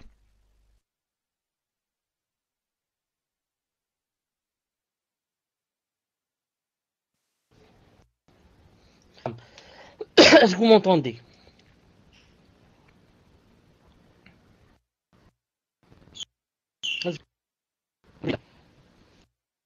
Ala yati hal, ce n'est pas la peine, Inch'Allah Ta'ala, à chaque fois que je vous demande est-ce que vous m'entendez. Quand vous m'entendez parler, écrivez numéro 1. C'est automatique. C'est pas la peine que je vous le dise, pour qu'on ne perde pas beaucoup de temps. C'est automatique. Dès que je commence à parler, écrivez numéro 1. Ensuite, vous voulez ne plus écrire, n'écrivez pas. Le mohem. Quand je commence, écrivez numéro 1. Le mohem. La personne doit revenir à Allah subhanahu wa ta'ala et s'accrocher, comme on a dit tout à l'heure. Vraiment se confier à lui et se ressaisir et faire les ibadat que se doit, faire qiyam al-layl, la prière de la nuit, faire de l'aumône. Le prophète sallallahu alayhi wa sallam a dit: Daou mardakum bi sadaqa. Il a dit: soignez vos malades avec de l'aumône. Quand quelqu'un est malade, ça c'est une maladie aussi, ce qu'elle dit ici. C'est une maladie plus grave, c'est le waswas. Donc, elle fait de l'aumône. Soignez vos maladies avec de l'aumône, comme a dit le prophète alayhi salam. Allah Ta'ala dit dans le Coran: et quiconque craint Allah Ta'ala, Allah lui donnera une issue favorable. Et Allah quand il donne une promesse, il la tient. Il a dit: quiconque me craint, je lui donne une issue favorable. Donc, je dis surtout à cette personne, attention de croire que le shaitan va venir et va te dire, par exemple, si tu vas mourir, ou là tu vas te suicider, que alhamdoulilah, les problèmes vont s'arrêter.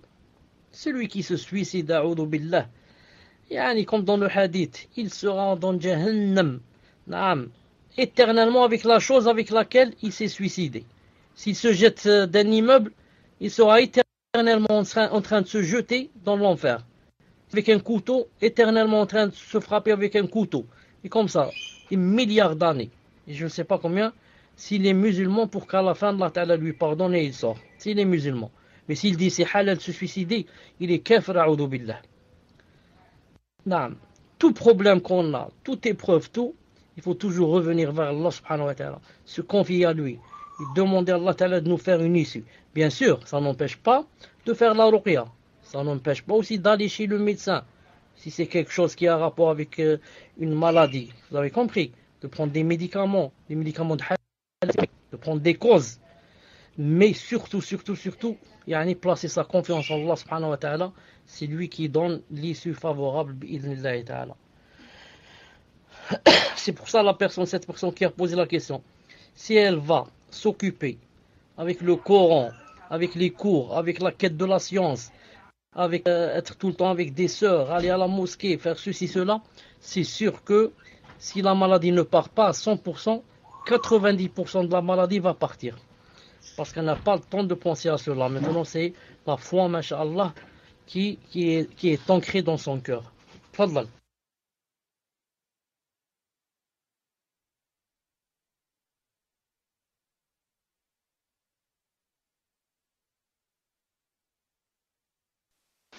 Afwan Cheikh, je me permets d'intervenir. Assalamu alaikum wa rahmatullahi wa barakatuh. Juste pour une sœur demande, elle dit que vous venez de dire que le prophète salam a mis les mains sur Al-Hussein ou Al-Hassan pour faire dua. Et elle dit: il me semble, à moi et une autre personne, que dans un autre cours, Cheikh, on avait vu qu'il n'y avait pas de dalil sur le fait qu'il ait posé les mains. Donc est-ce que vous pouvez apporter un éclaircissement, Cheikh? Barakallahu fikum.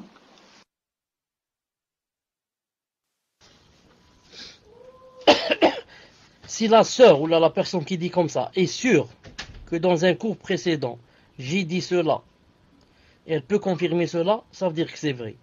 Naam. Malgré cela, je dis, si ça arrivait à se confirmer, il n'y a rien qui empêche qu'une personne mette sa main. Il n'y a rien qui empêche qu'une personne mette sa main et lise, par exemple. Non, il n'y a rien. Il faut voir si cette personne confirme que j'ai dit que le prophète n'a pas posé ses mains, ça veut dire qu'il n'a pas posé. Sinon, il faut me donner un peu de temps pour revérifier bi'idhnillahi ta'ala.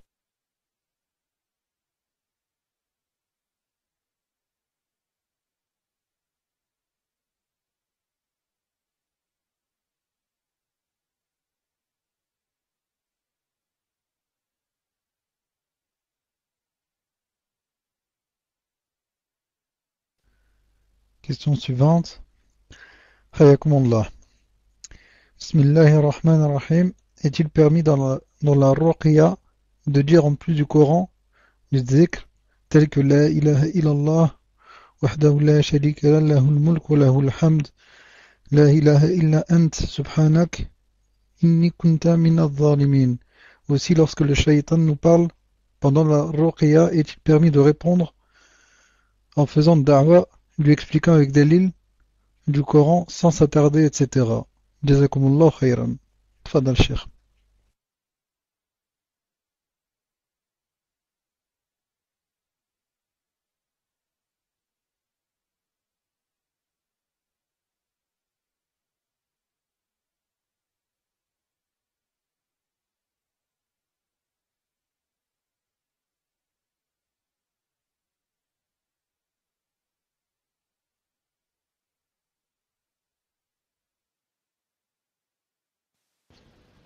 Voilà, j'étais en train de chercher le hadith, c'est pour ça que je n'ai pas entendu la question. Où le prophète alayhi salam kana yu'awwid al-Hasan ou al-Hussein. Faisait la ruqya al-Hasan al-Hussein. Il a dit ici يقول en disant أعيدكما بكلمة الله التامة من كل شيطان وهمة من كل عين لامة. En disant أعيدكما بكلمة الله التامة من كل شيطان وهمة من كل عين لامة. Et c'est pas cité qu'il mettait sa main sur le Hassan ou le Hussein. Ce n'est pas cité. Mais je dis, ce n'est pas interdit si une personne pose sa main, par exemple, et soit sur elle ou sur une autre personne, et dise quelque chose, quelque chose, bien sûr, de permis. Non, tfadal pour la question, je n'ai pas écouté.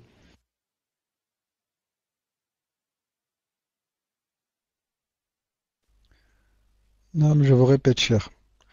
La personne dit, Hayakumullah, Bismillah ar-Rahman ar-Rahim, est-il permis dans la ruqya de dire, en plus du Coran, du dhikr, tel que la ilaha illallah wahdahu la sharika lah lahul mulk wa lahul hamd, etc. Ou alors, la ilaha illa ant subhanak inni kuntu minadh zalimin. Aussi, lorsque le shaitan nous parle pendant la ruqya, est-il permis de répondre en faisant da'wa, lui expliquant avec dalil du Coran sans s'attarder, etc. Wa jazakumullah khayran. Tfadal Cheikh. Si c'est possible d'expliquer un peu, j'ai pas compris cette question. Yani, tu as dit, Shaitan nous parle. Tu l'as dit, est-ce que c'est possible d'arrêter pour lui expliquer? Expliquer à qui? Au malade ou bien au Shaitan? À qui on explique? Non. Donc résume. Est-ce que tu peux résumer ce que veut dire cette personne? Bi'idhnillahi ta'ala. Personne va dire est-ce qu'il y a un dalil qu'on peut mettre sa main par exemple sur quelqu'un et lire? On dit naam. Le prophète sallallahu alayhi wa sallam lui-même a dit, il a dit quand quelqu'un par exemple voit un mal dans un endroit, il a dit qu'il mette sa main sur cet endroit. Ils disent bismillah. Fi riwaya bismillah 3 fois. Ils disent u'iduka bi'izzatillah wa qudratihi min sharri ma ajidu wa hadir. C'est la personne elle-même. Bi'izzatillah wa qudratihi min sharri ma ajidu wa hadir. 7 fois. Il a dit il met sa main et il lit 7 fois bi'idhnillahi ta'ala. Tfadal, essaye de résumer ce que veut dire le frère. Ah, mes chers, en fait, pour résumer, elle veut dire si on fait ruqya à une personne et que le djinn se manifeste. Donc le djinn se manifeste et Et à ce moment-là, est-ce qu'on peut lui faire da'wa à ce djinn? Si par exemple c'est un djinn qui est non musulman. Allahu alam. Tfaddal Cheikh. Naam, le djinn, quand il se manifeste, il faut mettre dans sa tête que à 99%, ce qu'il va dire, c'est du mensonge.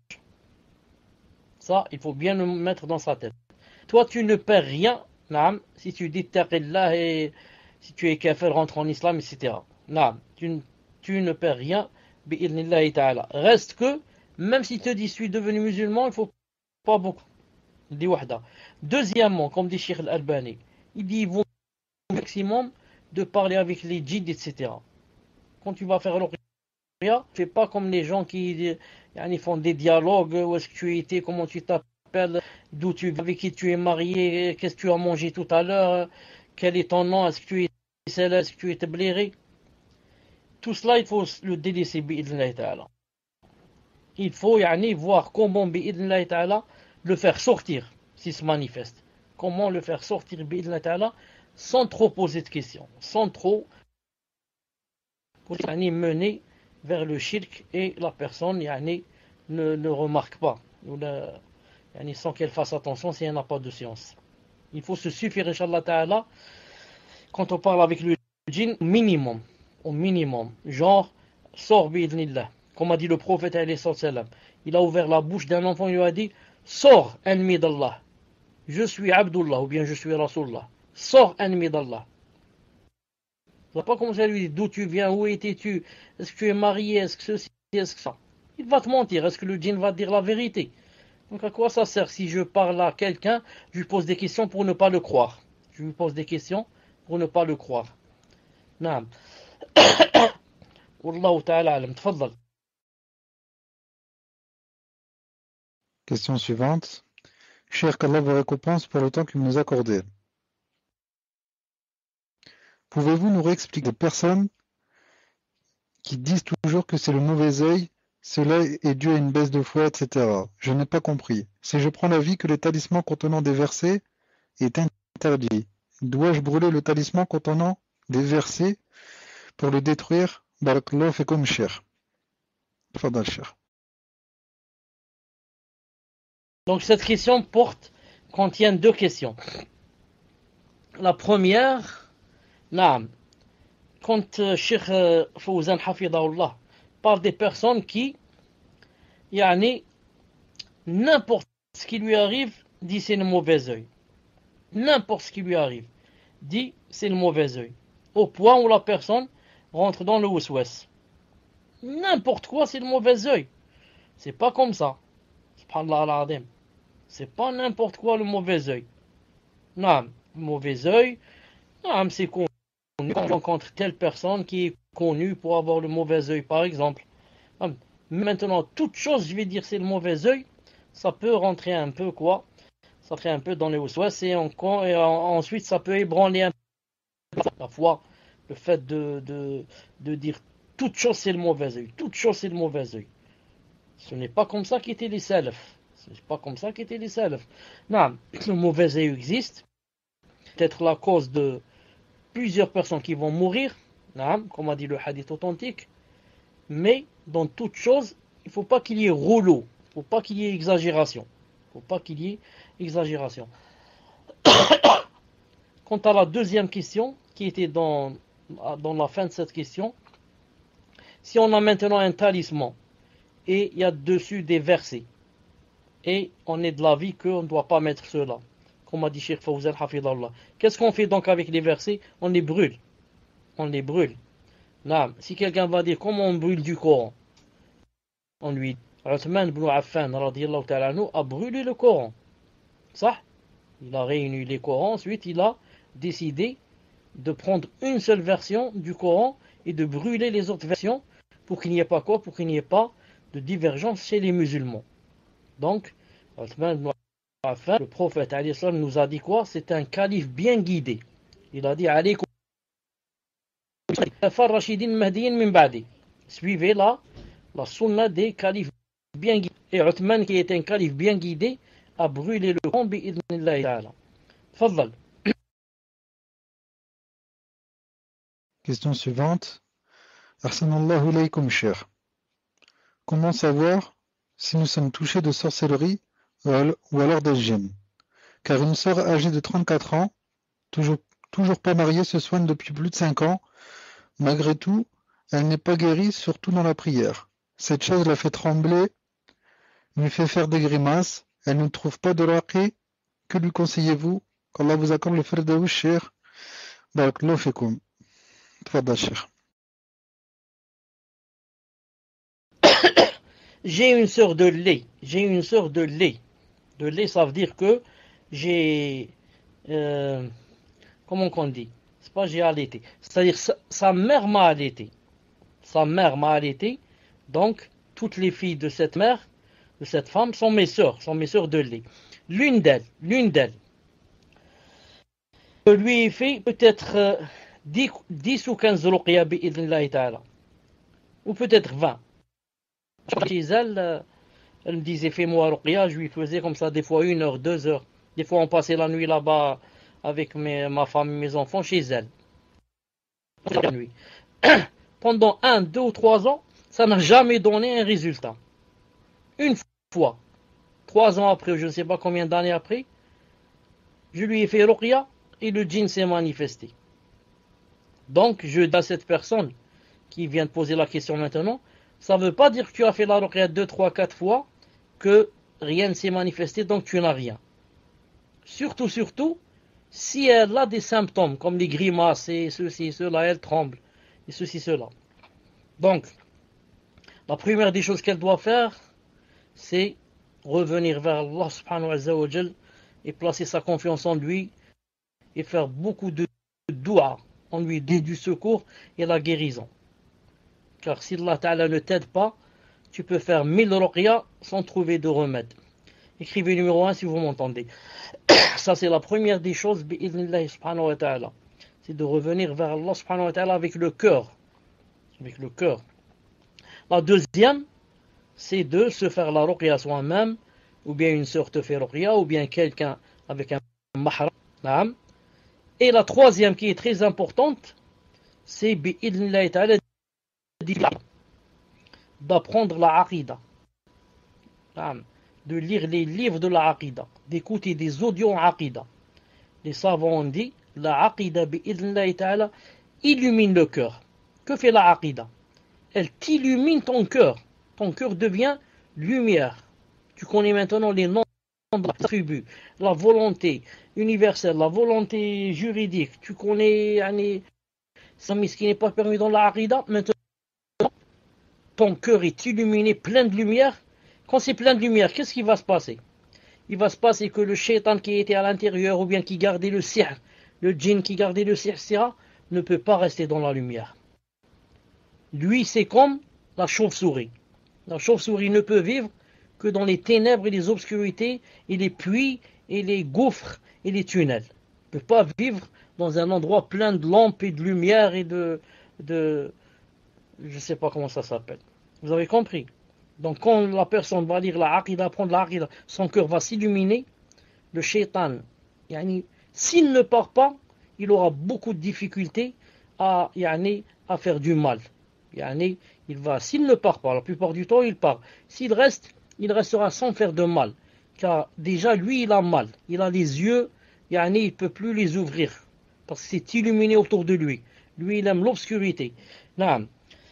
Voilà, Inch'Allah ta'ala, une nasiha pour nous tous, bi'idhnillahi ta'ala. Tfadlal. Question suivante. Est-ce possible de se laver avec de l'eau sur laquelle je récite le Coran et de la laisser s'évacuer dans l'évacuation de la douche? Jazakumullah khayran ajma'in. Tfadal, cher. Qui contient du Coran sur laquelle on a poustillonné. On a craché dessus. Et on a lu du Coran, on va se laver avec. C'est permis de la jeter dans l'évacuation de la salle de bain. Pourquoi? Car les savent dit que l'eau, tu as seulement, mais ne contient pas de Coran cette eau. Elle contient ce que tu as poustillonné. Mais il n'y a pas de Coran dessus, il n'y a pas dessus, alhamdulillah, des mots comme ça qui sont visibles. C'est pour ça les savants disent c'est permis de jeter cette eau dans la salle de bain sans problème bi'idhnillahi ta'ala. Naam. Toi que vous pouvez trouver bi'idhnillahi ta'ala sur internet. Tfaddal.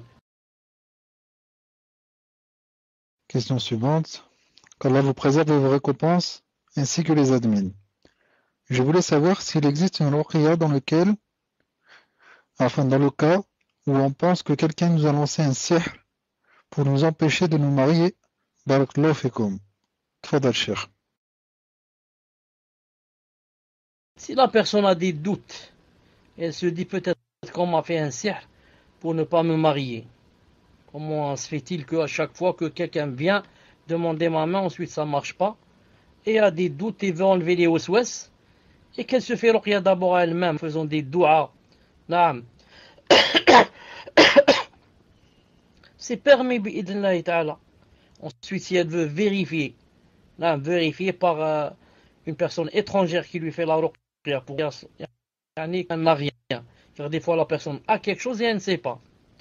Mais si c'est avec cette niya bi'idhnillahi ta'ala. Wallahu ta'ala a'lam. Tfaddal. Question suivante. Qu'Allah Azza wa Jal vous récompense pour le temps que vous nous accordez, pour le temps que vous accordez à la Ummah. Vous avez parlé des bijoux avec du Coran dessus où le nom d'Allah apparaît. Mon fils a 2 mois, on lui a offert une gourmette avec écrit son prénom Ubaydallah. Dessus en arabe, est-ce que j'ai le droit de lui mettre, sachant qu'il n'entre jamais aux toilettes? Barakallahu fikum. Tfadal Cheikh. Est-ce que tu as dit que la gourmette était en or? Est-ce qu'il y a ça dans la question? La personne a dit que on n'écrivait pas sur de l'or ou quelque chose comme ça. Tu peux me rappeler quand est-ce que j'ai dit ça? Quelle personne, cher? De quelle personne parlez-vous? Écoute, pour que je comprenne bien, Barakallahu fik, relis la question pour que je comprenne bien. Je crois qu'elle a dit que j'avais compris la question. Elle n'a pas parlé d'or. Je vous la répète, Inch'Allah. Qu'Allah Azza wa Jal vous récompense pour le temps que vous accordez à la Ummah. Vous avez parlé des bijoux avec du Coran dessus ou alors le nom d'Allah. Mon fils a 2 mois. On lui a offert une gourmette avec écrit son prénom, Ubaydallah, écrit en arabe. Est-ce que j'ai le droit de lui mettre, sachant qu'il ne rentre jamais aux toilettes? Barakallahu fikum. Donc elle a juste une gourmette écrit Ubaydallah, pas parler d'or, cher. D'accord. Une seconde, je vais vous donner un verset. Une seconde, laissez-moi vous chercher un verset, Inch'Allah Ta'ala. Une seconde. أَوَمَنْ يُنَشَّأُ فِي الْحِلْيَةِ في الحلية. Une seconde. في الحلية. أَوَمَنْ يُنَشَّأُ في الحلية وهو في الخصام غير مبين. الحلية. Regardez ce verset. Naam. Regardez le verset qui va venir. أَوَمَنْ يُنَشَّأُ. Et dans une version يَنْشَأُ في الحلية وهو في الخصام غير مبين 43-18. C'est-à-dire en français. Quoi? Cet être, Allah Ta'ala est en train de parler de la fille, pas du garçon, élevé au milieu des parures, et qui, dans la discipline, est capable de se défendre par une argumentation claire et convaincante. Allah Ta'ala, quand il parle de la fille, pas du garçon, il lui a donné 2 qualificatifs. Le premier, elle est élevée au milieu des parures. Et le deuxième, la fille et la femme en général, quand elles se disputent, elle perd le pôle nord. On commence à dire n'importe quoi. Ce qui nous intéresse, nous, c'est la première partie. Cet être, qu'est-ce qu'elle a? Elle est élevée au milieu des parures. Donc, le garçon ne doit pas être élevé au milieu des parures. C'est pour ça, Cheikh Ibn Uthaymin dit, et les savants aussi, le garçon n'a le droit qu'à quoi? À une bague. En quoi? En argent. Il n'a pas le droit ni à la gourmette, ni à la chaîne, ni à des bracelets, ni à autre chose. Vous avez compris? Le garçon, il a droit à une bague, naam, argent, qu'il met dans l'auriculaire ou bien le doigt qui le suit, le deuxième. Par contre, c'est interdit qu'il mette la bague dans le doigt du milieu. Comment il s'appelle? Pouce index majeur, le majeur. Ni sur l'index, ni sur le pouce. La femme, quant à la femme, il est permis de mettre bague dans les 5 doigts qu'elle veut. Pourquoi? Parce qu'Allah Ta'ala a dit d'elle qu'elle est élevée au milieu des parures. Allah Ta'ala a créé la parure pour la femme et elle est élevée au milieu de la parure. La parure à droite, à gauche, en haut, en bas. Donc le garçon, je donne un conseil à cette sœur de ne pas lui mettre la gourmette, même si elle ne comporte le mot d'Allah subhanahu wa ta'ala. Si c'est possible, si elle est en argent par exemple, ou bien même en or, de la faire fondre, de l'emmener chez celui qui vend le bijoutier, il la fait fondre et il lui comment on dit, il lui fabrique par exemple une bague en argent qu'il mettra par exemple plus tard quand il sera ou bien qu'il la fasse fondre carrément de l'argent en la lui vend. Naam. Wallahu ta'ala alam. Tfaddal. Ibn Mohamed, si tu m'entends, regarde ton PV, min fadlek. Ibn Mohamed, si tu es là, regarde ton PV. Question suivante. Ah, non. Donc non, d'accord, Inch'Allah. Question suivante, cher. Je suis malade. J'ai un message et Allah est plus savant. Ma mère, donc c'est la question d'une sœur, cher. Ma mère a lu sur moi la sourate Baqara et j'ai eu des réactions spectaculaires. Je hurlais et criais de douleur, mon corps bougeait et je n'avais plus le contrôle de ma personne. J'avais envie de vomir, mais c'est comme si mon ventre était vide. Ma mère, me voyant ainsi, a arrêté de lire. Demain, Inch'Allah, ma mère va lire sur moi. Cher, pouvez-vous conseiller ma mère et lui dire de ne pas avoir peur? Elle vous écoute, Inch'Allah, wa jazakumullahu khayran. Tfadal, cher. En fait, la mère, si elle s'est arrêtée de lire, elle a eu sa fille. Elle a eu peur pour sa fille. Et peut-être parce que aussi, elle ne sait pas comment s'adonner avec les conséquences qui peuvent découler. Il se peut que maintenant, par exemple, un djinn va se prononcer et elle ne sait pas comment faire. Est-ce que je parle avec lui ou bien peut-être qu'elle a peur, qu'elle ne connaît pas comment s'y prendre. C'est pour cela, je crois, la raison pour laquelle la mère, quand elle a vu sa fille crier, etc., s'est arrêtée. Non. C'est pour cela que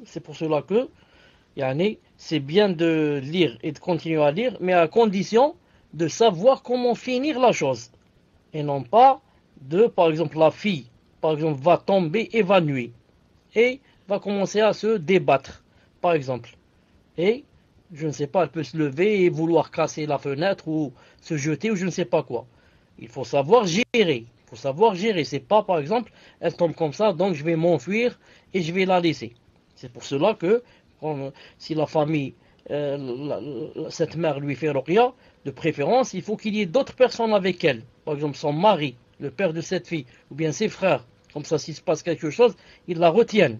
Naam. Si elle veut faire quelque chose, ils la retiennent et comme ça. Parce qu'en perdant le contrôle, elle peut ne plus savoir ce qu'elle fait ni ce qu'elle dit. Et ça peut aller vers une chose qui n'est pas bien. Je conseille, si on fait la ruqya comme ça, et que la personne commence à se débattre et à crier, à hurler, etc., qu'il y ait au moins un homme avec eux pour aider bi'idhnillahi ta'ala. Naam, tfaddal. Cher, au début du cours, vous avez parlé de crise d'épilepsie. Un frère que je connais en est atteint depuis petit. Impossible de le guérir après plusieurs ruqya. On l'a conseillé d'aller en Égypte pour se soigner, mais dès qu'il a l'intention de s'y rendre, il fait une crise. Comment savoir si c'est une maladie ou une possession de djinn? Barakallahu fikum, cher, pour votre réponse et qu'Allah vous récompense. Tfadal, cher. la crise d'épilepsie est connue. Elle est connue par deux choses. La première, que jusqu'à présent elle est incurable. Et on ne lui a pas trouvé quel remède, même s'il existe. Pourquoi il existe? Car le prophète a dit, il n'y a pas une maladie qui n'a pas de remède. Le sait qu'il l'ignore, comme ça dit le prophète sallallahu alayhi wa sallam. Donc elle a une guérison, mais on n'a pas encore trouvé le remède. Donc ça c'est sa première caractéristique. La deuxième qui fait que ça ne ressemble pas à la possession, celui qui a l'épilepsie, quand il tombe, la plupart du temps, ses lèvres deviennent violettes et il a de la salive qui sort par sa bouche. Celui qui est possédé n'est pas comme ça. Il tombe directement et commence à parler. Deuxième chose qui l'a différencié de la possession, celui qui tombe en syncope, évanoui par l'épilepsie, ne parle pas. Il reste comme ça un quart d'heure, 20 minutes, ensuite se relève. Et celui qui tombe évanoui par une djinn, c'est justement là qu'il commence à parler. C'est quand il s'évanouit que le djinn commence à parler à sa place. Il y a une différence entre quoi? Entre l'épilepsie et la possession. Et il ne faut pas mélanger les deux et dire que la possession c'est l'épilepsie ou bien l'épilepsie c'est la possession. Ce sont deux choses très différentes. Bi'idhnillahi ta'ala. Tfaddal. Probablement la dernière question, Inch'Allah. Question d'une sœur. Donc c'est sur la hijra, cher. Cher, qu'Allah vous fasse miséricorde et vous comble de ses bienfaits. Pour moi, le voile intégral est wajib. Je suis vraiment convaincu par cela. J'étudie dans une université mixte. Ils interdisent le port du voile intégral. M'est-il permis d'étudier? Il me reste une année, Inch'Allah. Je suis dans la même classe que mon frère, sachant que mon père me menace de rompre les liens de parenté avec moi, de me renvoyer dans mon pays d'origine si j'arrête les études. C'est très important pour lui. Je n'ai pas de famille proche. Dans mon pays d'origine, je devrais vivre, s'il m'accepte, avec mes oncles et cousins ou tantes. Ils ne sont pas dans le din, ou alors ont une croyance soufie. Je n'arrive plus à me concentrer. Je me sens très triste à l'idée d'enlever mon voile tous les jours. Je sens la fitna en moi par rapport aux hommes, même si je ne leur parle pas. Je serai obligé de travailler par la suite, et c'est très difficile de trouver une entreprise qui accepte les femmes en niqab. M'est-il permis de voyager seul pour aller étudier dans un autre pays où je pourrais garder mon voile et travailler sans problème? Tfaddal, cher. Voyager seul pour aller étudier n'est pas permis. Par contre, ce qui est permis, c'est d'être accompagné et étudier. Ensuite, arriver là-bas, si la sœur est dans un lieu sûr, son mahram peut revenir. S'il la met entre des mains sûres, il la met dans un endroit sûr ou alors chez une famille, machallah, ou chez des sœurs, ou là, ensuite lui il revient, il n'y a pas de problème. Mais pendant le voyage, il a été avec elle, il l'a accompagnée. Seulement, les savants ont dit, il y a un seul cas où la femme peut se voyager sans mahram. Elle va faire la hijra et n'a pas trouvé quelqu'un pour faire la hijra avec lui. Dans ce cas, certains ont dit, c'est permis à cause de, au temps du prophète, beaucoup de femmes en mahram. Quant à l'autre question c'était de retirer le voile pour aller travailler, pour aller étudier, continuer, etc. Ça, c'est vraiment difficile. Non, c'est une question vraiment difficile et dont je ne peux prendre la responsabilité. Non, parce que d'un côté, enlever le voile, ce n'est pas une chose facile devant Allah subhanahu wa ta'ala, et de l'autre, à lui dire arrête les études, et elle va avoir des problèmes avec ses parents, qu'est-ce qu'ils vont lui faire, et peut-être la jeter dehors, et peut-être je ne sais pas quoi. Ça aussi, ce n'est pas facile du tout. C'est pour cela que c'est possible qu'elle envoie naam, une lettre à un savant pour lui donner une fatwa spéciale à elle. Une fatwa spéciale à elle. Comme une fois, j'ai lu une Belge ou une Suissesse ou je ne sais pas, bien sûr, a demandé comme ça à un savant, elle lui a dit, voilà, c'est ma dernière année à la fac et, et là où j'étudie, elle étudiait pharmacie ou quelque chose comme ça, une chose médicale. Elle lui a dit, et bientôt ces temps-ci, elle lui a dit, je crois que c'est la 4e année ou la dernière, elle lui a dit, on doit, dans l'examen, on doit voir la aura des hommes. Et même laver la aura d'un homme, etc., un vieux ou là. C'est comme ça rentre dans le travail, ça rentre dans l'examen. Dans l'examen, c'est pratique. On te ramène un malade, un vieux, on te dit, allez, enlève ses vêtements, il lave-le. Le travail. Elle a dit comment je fais, sa aura, etc., etc. Et il lui a répondu, elle lui a dit, c'est perdu, tu es dans la aura, tu es dans la contrainte, cette solution, dernière année, comme ça et comme ça. Il lui a répondu spécialement à elle, pas un cas particulier. C'est-à-dire, si moi, peut-être, je vais faire appliquer cette chose, ça ne marche pas. Pourquoi? Allah Ta'ala va me dire, il t'a pas dit ça pour toi, il a dit pour ça que tu as demandé. Toi, tu devras te dire non. Donc, je vais à cette sœur, si elle veut, elle voit comment il y a beaucoup de gens qui vont à la Umrah, qui vont au Hajj, etc. Elle envoie une lettre. De préférence, avant de l'envoyer, quelqu'un qui parle bien là pour la lui traduire. Il la traduit, ensuite, elle envoie. Je pense qu'Allah Ta'ala, qu'on lui donnera une réponse favorable. Dans l'islam, il y a toujours une solution. En islam, il y a toujours une solution.